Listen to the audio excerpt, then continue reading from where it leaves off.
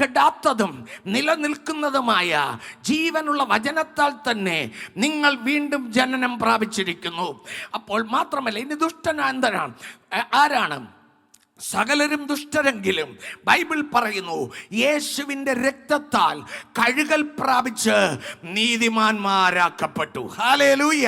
അപ്പോൾ ക്രിസ്തുവിൻ്റെ രക്തത്താൽ കഴുകൽ പ്രാപിച്ച് ദുഷ്ടത മാറ്റി നമ്മെ നീതിമാനാക്കി മാറ്റുന്നു.